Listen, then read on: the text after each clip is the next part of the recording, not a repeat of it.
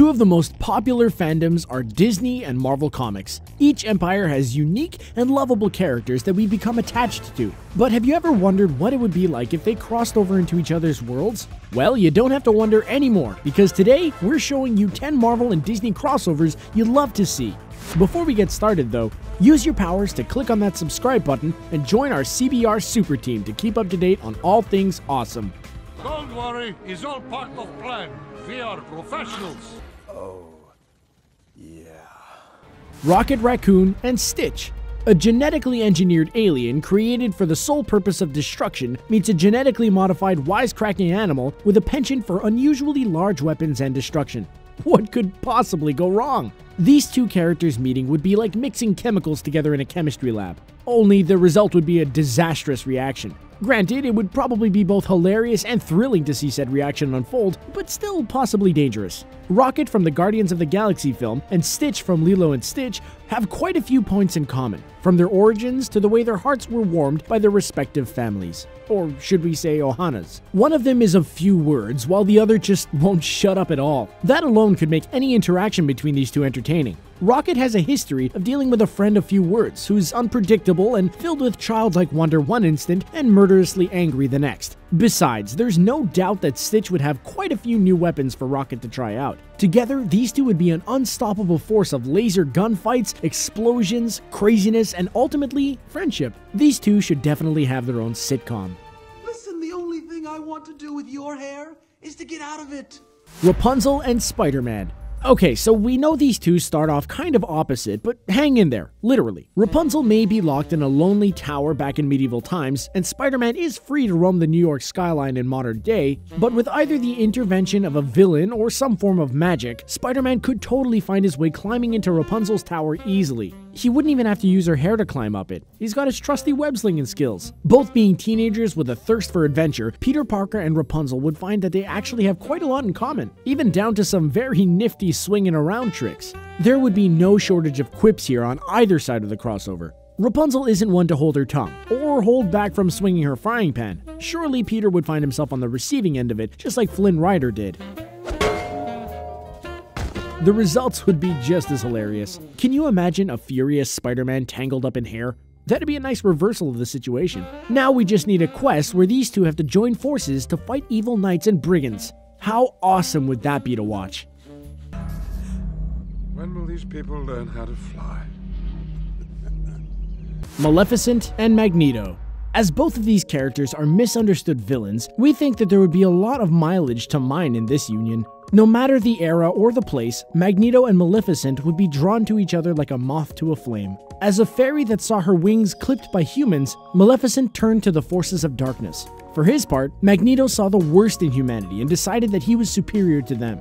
Both declared themselves rulers, and both reigned through terror and power. But underneath all their villainous deeds, there's still a part of them that's good. This part of them yearns to do what's right. After all, they aren't heartless. This is something that's brought out in them thanks to the people around them. Whether they be friends, enemies, or family, the good seems to shine through. Together, Magneto and Maleficent would bond over their shared disdain for humanity. They could just as easily wreak havoc as take the time to try and bring out the best and worst in each other. They could go from stripping knights of their metal armors and weapons to screeching fire down upon them. Or they would find solace and comfort in each other.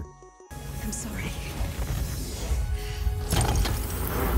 Elsa and Scarlet Witch. Now this next one is so perfect we just can't. Let it go, let it go. Queen Elsa, who possesses the power to generate and control ice, was seemingly born with these magical powers. The exact origins of her powers are unclear, but they could easily be compared to that of the mutants in the Marvel universe. Makes a lot of sense, right? One of those mutants, Wanda Maximoff, also known as the Scarlet Witch, was also born with great gifts. These gifts are often seen by some as magic. These young women both have a very powerful force inside of them, one they both fear. These powers that they possess can just as easily help as do harm. It can be quite easy for them both to be overcome by their abilities. Both Elsa and Wanda are prone to losing control of their powers, often leading to disastrous effects. While they each have a sibling that they can turn to for help and comfort, these two could also find a kindred spirit in each other. They would find someone who completely understands them like no other. Together they could share their fears, find strength and hope in each other. They'd form a sisterhood, if you will. They would team up against a magical villain in a bright and swirling display of blue and red powers. Whosoever be he worthy shall have the power. Whatever, man, it's a trick. Merida and Hawkeye. Bows and arrows and a killer aim. This is a crossover that's pretty self-explanatory. Two expert archers, but from two very different walks of life. As a strong and independent princess, Merida had to go through immense trials to learn the values of family. And while there isn't too much known about the Marvel Cinematic Universe version of Hawkeye, we do know that he has a very loving family back home. We see in the Marvel films that he works very hard to protect them and keep them a secret. All in all, Clint knows the true value and importance of his family. Obviously, both are immensely skilled marksmen and markswomen. Hawkeye and Merida would trade knowledge and skills. They would even teach one another a few neat tricks or come up with new ones together. But more than that, Clint would come to Merida as a big brother figure, one who would impart words of wisdom to her, teaching her more about what it means to fight for her family. And finally, a meeting between the two would never be complete without a tried and true contest to determine who the better archer really is. Who will win, Team Merida or Team Hawkeye? I, Jack, the Pumpkin King, have grown so tired of the same old thing. Deadpool and Jack Skellington, singing, dancing, skeletons, and death. This is a crossover that not only no one realized they wanted, but also one that would set Hot Topic stores aflame. The intense fandom could be too much, or it could be glorious. A true goldmine of gruesome comedy and heart, it wouldn't be hard to imagine Deadpool somehow finding his way to Halloween Town and the realm of the dead. Wade Wilson has always had an infatuation for the personification of death in the Marvel Universe. Here, he would find a very different type of overlord in the form of Jack Skellington, the Pumpkin King. Deadpool would find no shortage of things to point out there, whether that be to the residents of the strange town, to himself, or to the readers. He wouldn't hesitate to spring out into song any chance he got, all the while consciously wondering where the music is coming from, of course. We think he might even take a liking to Sally. Jack, in his endless wisdom, would teach Wade a thing or two about life, death, and everything in between. That is, before the two of them team up to take down Oogie Boogie once and for all. This match seems like it's simply meant to be. Exactly! Bigger bugs! We could find bigger bugs to come here and fight!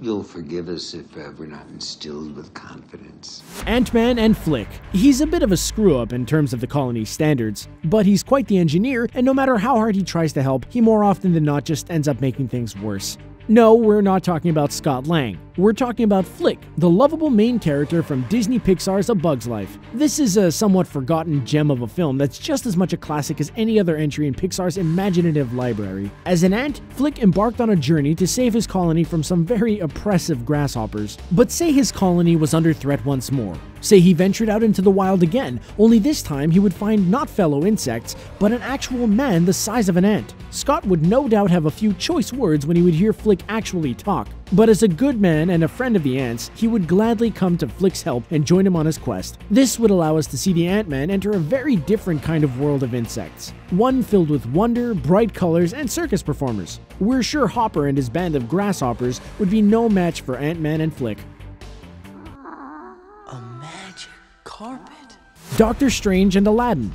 Who needs a genie when they could have an actual sorcerer supreme as a friend? Aladdin's had his run-in with magical beings. He's definitely no stranger to the forces of magic and how to deal with them, good or bad. So that would make him an ideal candidate to meet up with Doctor Strange. This time, there'd be no musical numbers, however, as Stephen Strange is more of the straight-to-business type of guy. He might be new at this, but he still isn't one to shy away from a challenge. Maybe Aladdin could convince him to burst into song. Both Aladdin and Stephen know the value of life and power. Each of them has tasted the rock bottom of living in alleys as well as the high life that also comes with an embarrassment of riches. Both of these men have a trusty companion in the form of a sentient cloth. One in the form of a flying carpet and the other in the cloak of levitation. Even their floating cloth friends can be friends. One can just imagine how funny it would be to see these two cloths at each other's throats, or rather, threads, and Aladdin and Stephen struggling to keep them apart and forcing them to apologize and make peace.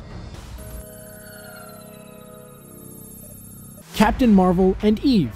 Disney Pixar's WALL-E took us to a grim, far future. Humanity had become so selfish, they left behind a trash-filled wasteland of a planet to live aboard spaceships.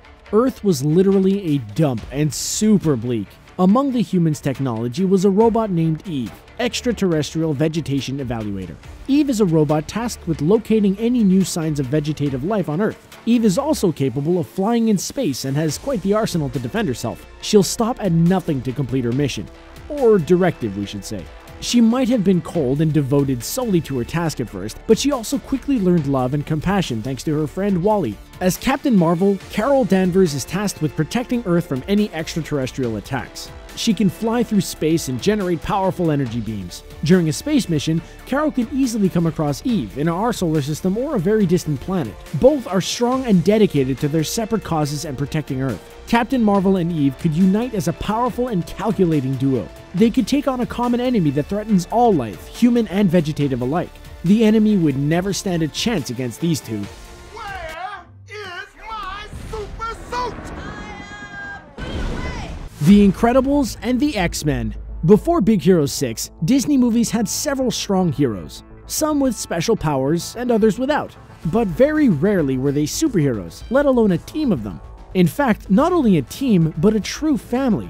Pixar's The Incredibles gave us a family of heroes, a family with lives, jobs, homework, and ups and downs and sibling rivalry. Similar to Marvel's Fantastic Four in a lot of ways, The Incredibles did not receive their powers through an accident, but were in fact born with them, much like Marvel's mutants. A trip to the X-Mansion could see Violet, Dash, and Jack-Jack learning much from various X-Men teachers like Cyclops, Wolverine, and Kitty Pryde.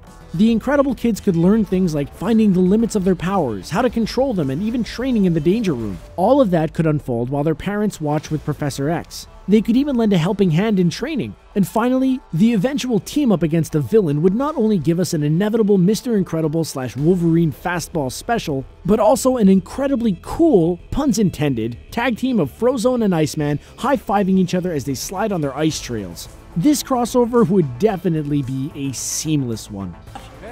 That's the way to do it. That's old school. So, which one of these crossovers was your favorite? Are there any that you'd love to see? Let us know in the comment section below. Don't forget to subscribe and like and share this video if you enjoyed it. Thanks for watching!